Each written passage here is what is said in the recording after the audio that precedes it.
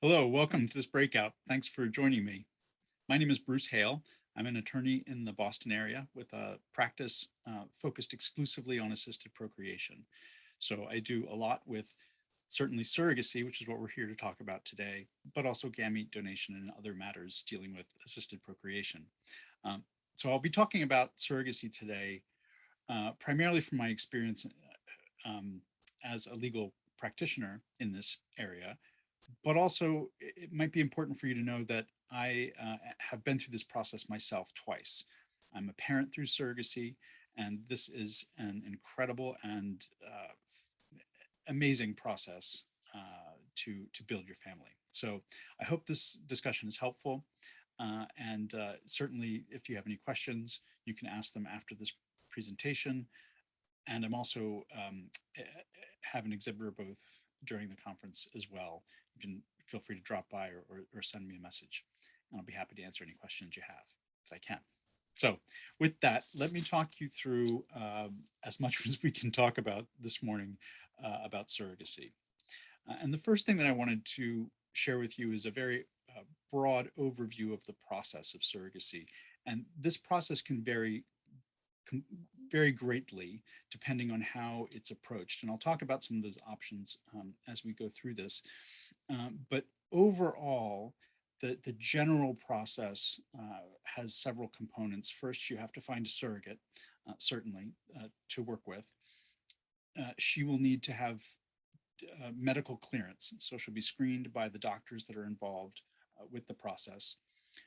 You will want to have a contract in place between you and her to define the scope of the process and some other variables that I'll talk about a little bit later. And once she receives the medical clearance and the legal clearance to proceed, then you can work together with the medical process to conceive the pregnancy. And then, of course, it's participating in the pregnancy and all the wonder that comes with that. Usually about the end of the first trimester, beginning of the second trimester, that time frame in the pregnancy, depending on how it's done, parentage work starts. So this is the process of making sure that you are the legal parents of the child once it's born or shortly thereafter. And I'll talk a little bit more about that later as well. And then, of course, being part of the birth and meeting your new child right after the birth is an amazing adventure all in itself. And then, of course, the years that happen after that, I can not talk about. Their own adventure that's separate from this discussion. Okay, that's the overview of the process, very high level. And as I mentioned, depending on how you approach different parts of the process may change the order that these things are done in and how they're done. And the first thing that I wanted to address are the different types of surrogacy. And this really influences the overall process and how you find a surrogate and so forth. And there are two main types of surrogacy that we talk about when we talk about surrogacy. The first one is genetic surrogacy, and the second one is gestational surrogacy. Genetic surrogacy is also frequently referred to as traditional surrogacy. And this is the type of surrogacy where the surrogate herself has provided the egg for the child. So she will be carrying a child that is genetically linked to her. By contrast, gestational surrogacy is the type of surrogacy where the egg that's used to conceive the child comes from a different person. Could be the intended mother, could be an egg donor. Depends on what your situation is or what the situation is. The different types of surrogacy have a lot of impact on the process in several ways. The first one is the medical process will change. Genetic surrogacies are typically, the pregnancies for a genetic surrogate are typically conceived using IUI, although sometimes IVF can be used. But IUI is the typical method for conceiving a genetic surrogacy pregnancy, whereas gestational surrogacy are always conceived through IVF. So different medical processes can be involved. The legal process, of course, is also different. I shouldn't say of course. To me, that's an of course. The legal process is different. Um, Different states will treat genetic and gestational surrogacy differently. From the fact of the practice itself. In some states, the practice of gestational surrogacy is favored over the practice of genetic surrogacy. And for that reason, we actually do see far more gestational surrogacies these days than we do genetic surrogacies. Genetic surrogacy used to be really the only way we could do it about 20, 30 years ago, before we had IVF and the process of egg donation and the realization that we could take an embryo created or formed using the eggs from one woman and carried by another woman. That really started to pick up steam in the late 80s and definitely in the 90s. So we see far more gestational surrogacies today than we do genetic surrogacies. And they tend to be more favored in practice and in the law, gestational surrogacies too. So the type of surrogacy you pursue can have a significant impact on how things progress in the process.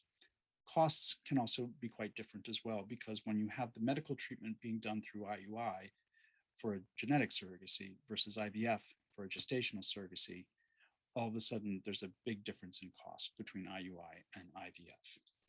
So that's a consideration as well. Another big consideration that you'll have that will drastically influence the process is how you pursue surrogacy and what partners you bring in along the way.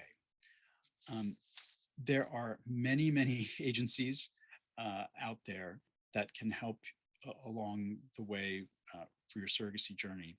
And having a partner such as an agency can be very helpful to manage the process, to help find you the surrogate in the first place, and to coordinate with all the different other components of the process, such as the clinic, the hospital, the legal teams, and so forth. So agencies can be very helpful for this process. And there are many different types of agencies out there. So I encourage you to do research if you're just starting this process. Research many different types of agencies. There are very large agencies that will take over much of the process for you and let you enjoy the pregnancy and the whole experience as much as possible. And there are much smaller agencies that may only do one or two components of the process along the way. There are agencies that will just match you with a surrogate and then let you manage the rest yourself. There are agencies that will do different combinations of things. So we've got large agencies, small agencies, medium agencies, and they're all over the country. There's quite a number of fine agencies here in New England. I'm sure there are exhibitors here at the conference that you can talk to that operate in this area. So they can be very helpful for you as you're looking to manage the process. They can give you advice along the way. Many people, however, do choose to go independent. And this is where, and one of the primary reasons to go independent is frankly the costs. If the agencies, if you're not in the position of spending money for an agency, going independent is a choice that many people do make. That provides a lot more flexibility to you in how you manage the process, but it also gives you much more responsibility in the process along the way. If you go independent, typically you need to find your own surrogate. That said, many people who do go independent are people who are working with a surrogate that they know, a family member, a friend, that type of profile for a surrogate, where they don't need the assistance of an agency to match them with a surrogate. But nevertheless, many people still go independent to find a surrogate.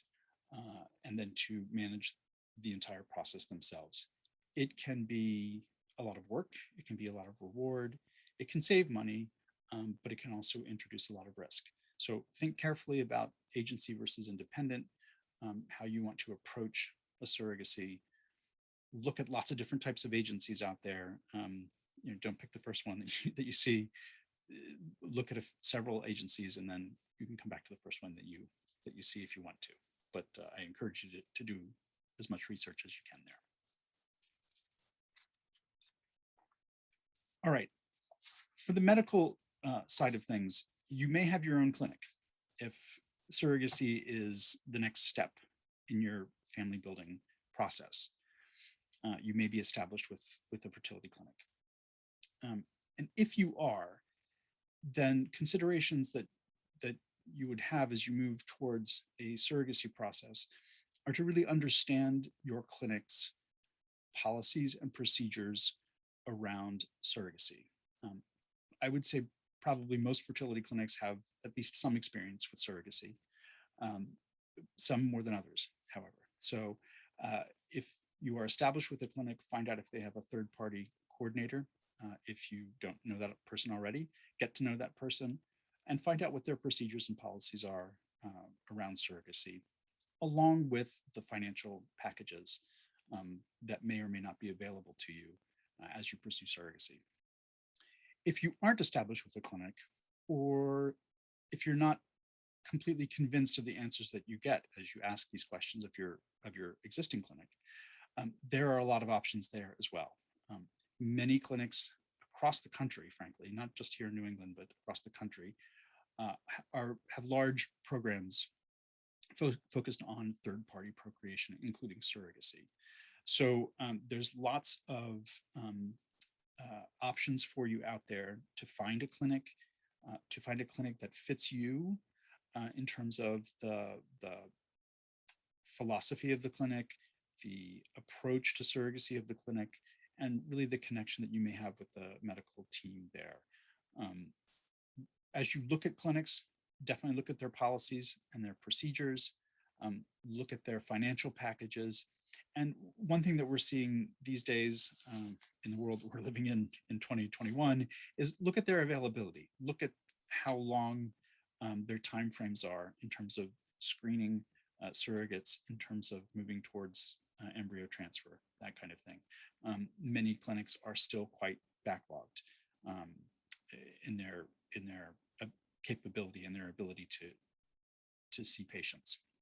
So that's a big consideration as well. All right, legal work. So as I mentioned, I'm a lawyer, so I'm going to take this in a couple of different parts, and I'm going to pick apart several different aspects of the legal work. The first thing I wanted to just say as background is that it's important to know that gestational surrogacy in particular is practiced safely, from a legal standpoint, I should say, without too much legal risk in most of the states across the United States. And certainly here in New England.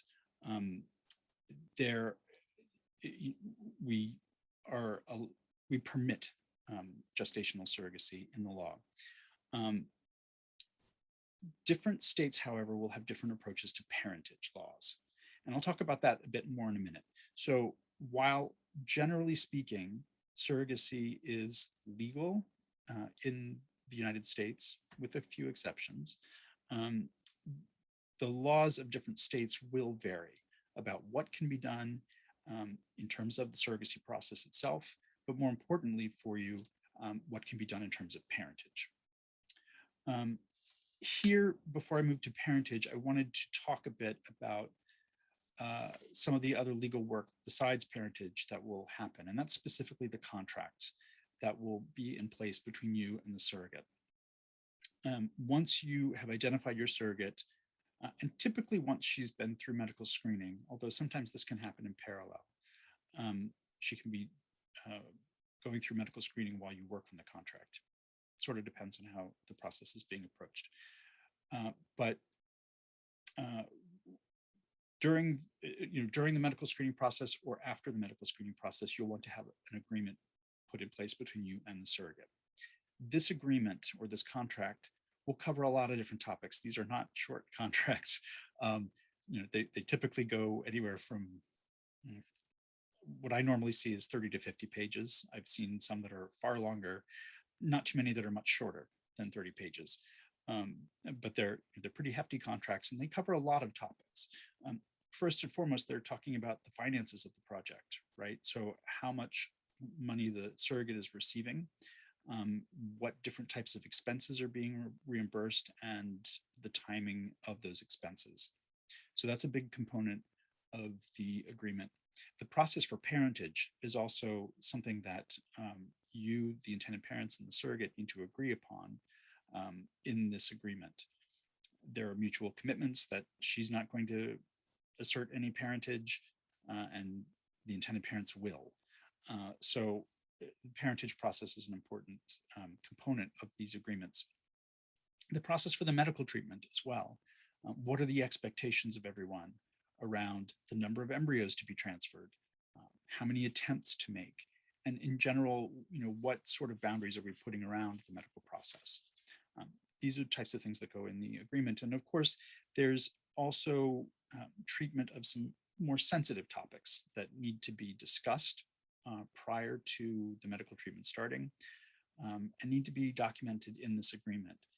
Things such as termination of a pregnancy, under what circumstances can that be done, what timing that can be done in, what time frame that can be done in, and those sorts of things.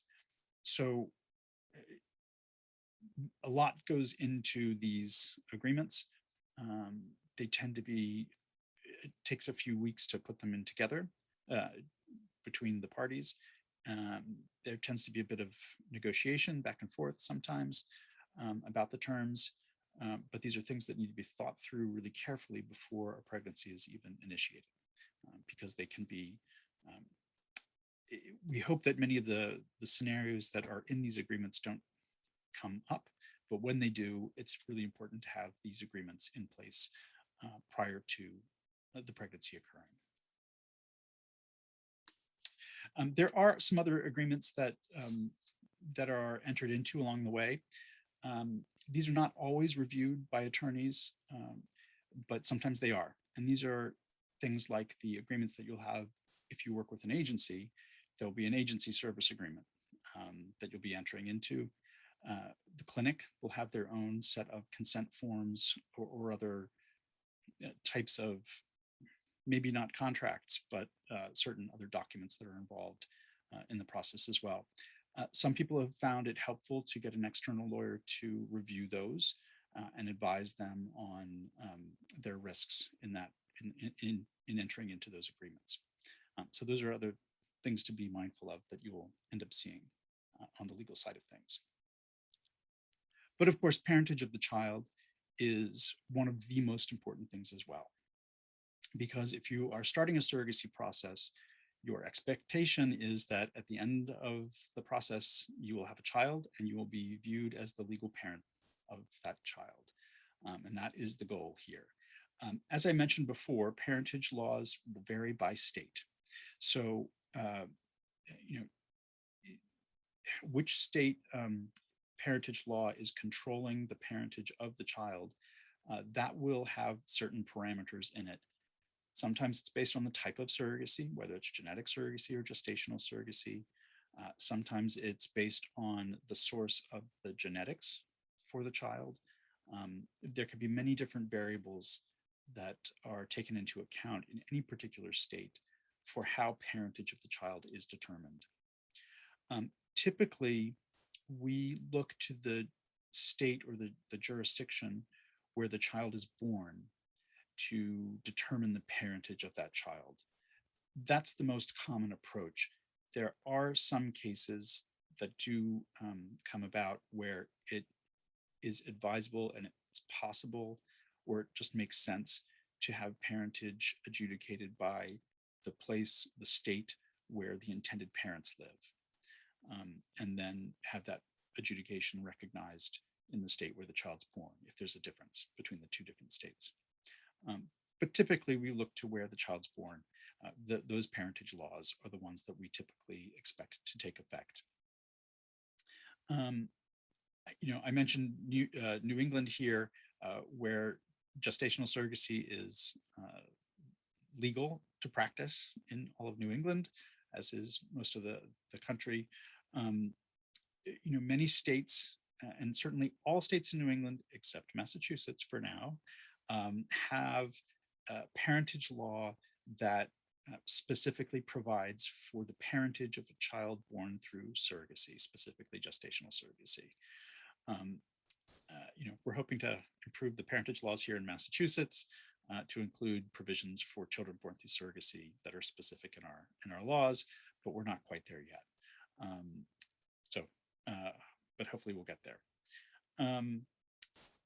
When people start the surrogacy process and are looking to secure parentage for the intended parents, the preferred method that people seek is what we call a pre-birth order of parentage, and that is in the end of the first trimester, beginning of the second trimester of gestation.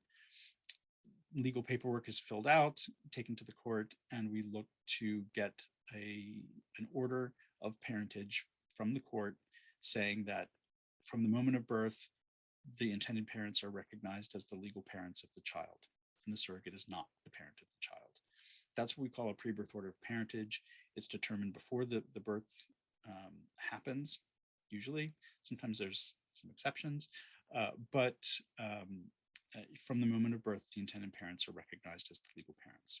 Some states provide for post-birth parentage actions. So even though it's still a surrogacy situation and we don't want the surrogate to have parentage attached to her, and she doesn't want that either, sometimes it has to be done after the birth of the child before the courts can hear it.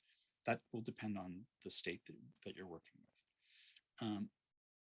Whether or not you do a pre-birth order of parentage or a post-birth order of parentage, some people still like to do what we call a confirmatory adoption. And that is something that often we recommend for same-sex couples, particularly if they have the possibility of moving to different jurisdictions or even overseas. Sometimes it's good to have an order of adoption that's legally recognized in essentially all jurisdictions around the world. Adoption, however, does also come into play when we talk about genetic surrogacy. In many states, in order to secure parentage over the child for genetic surrogacy, an adoption proceeding has to be undertaken. So that's a post-birth process as well. So that's a bit about parentage.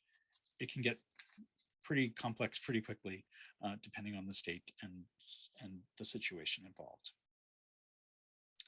And then finally, I wanted to talk a bit about costs of the process. That's always a big consideration.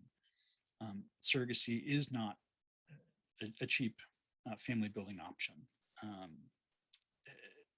There are many different variables in the costs to surrogacy, and the ultimate cost can vary widely. I won't give you a full range here. I would encourage you to talk to different agencies to see what their experiences are in terms of ranges of cost.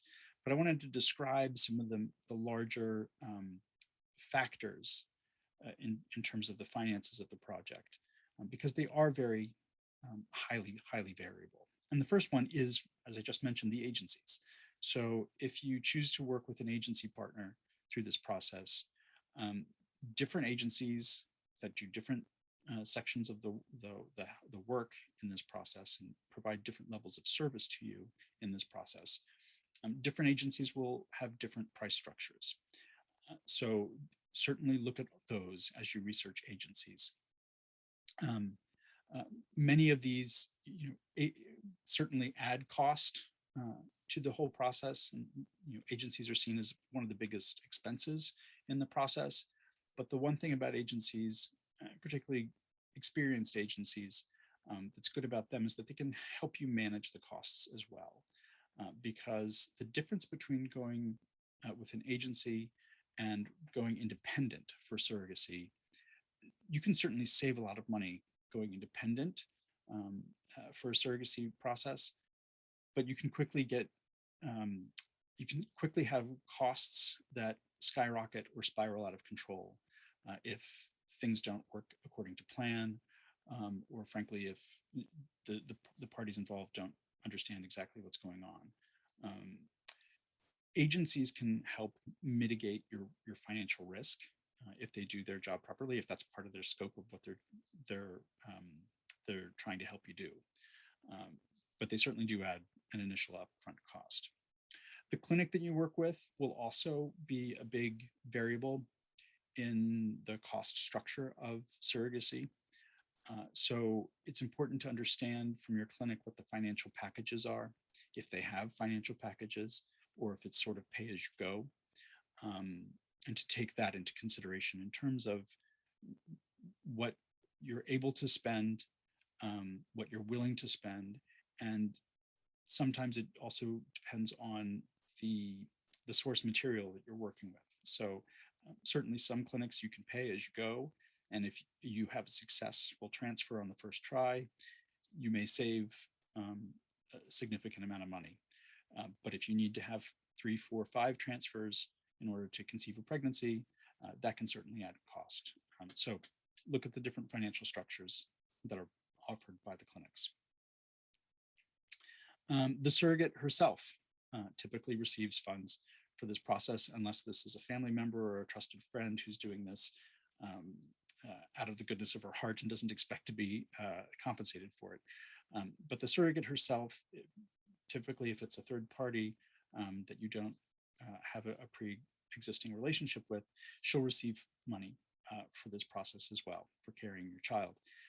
And the financial package that she receives will vary by surrogate, by individual person, but also by agency as well. So if you're finding your surrogate through an agency, different agencies offer different packages, financial packages to surrogates that work with them. So that's a big factor as well. And then medical insurance and the whole medical side of things apart from the clinic. This can be an area that adds cost as well, and needs to be looked at carefully when you start a process. And when you find a surrogate, one of the first questions that is often looked at is, what's the medical insurance involved here? Because during the pregnancy, she'll need medical treatment, prenatal care, and then certainly the delivery of the child, she'll need medical care for that in the hospital. And the question becomes, what, if any, insurance is paying for that?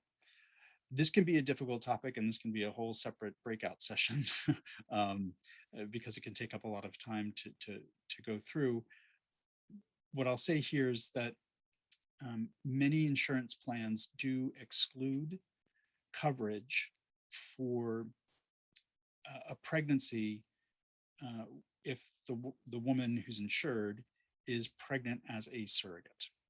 And so these medical costs then become uncovered or not covered by her insurance plan. And a different solution needs to be found. This could either be self-pay options, or there could be different insurance options as well. But the medical insurance part is a complex part that that can have a big impact on the ultimate cost of the process. And I'll note also, while we're talking here about costs, is that specifically when we're talking about a surrogacy where the surrogate herself is receiving funds through the process, it's important to either work with an agency that has a relationship with an escrow company or manages funds themselves, or if you're working independently, to find a third party, such as an escrow company, that can hold funds for the process. Taking it out of the intended parent's hands is beneficial in that, number one, you're not having to do all the accounting, but number two, it does put a separation. It takes the finances out of the day-to-day interactions between you and the surrogate. So having an escrow company can make sure that the bills are getting paid properly, or the payments are going out properly, and that also that the funds are there for the entire process, typically from the very beginning. So important cost considerations. Overall, the entire budget for this process will vary widely depending on how you approach it. So I encourage you to talk to as many partners as you possibly can to get an idea of what the range you might see with the scenario that fits your situation best.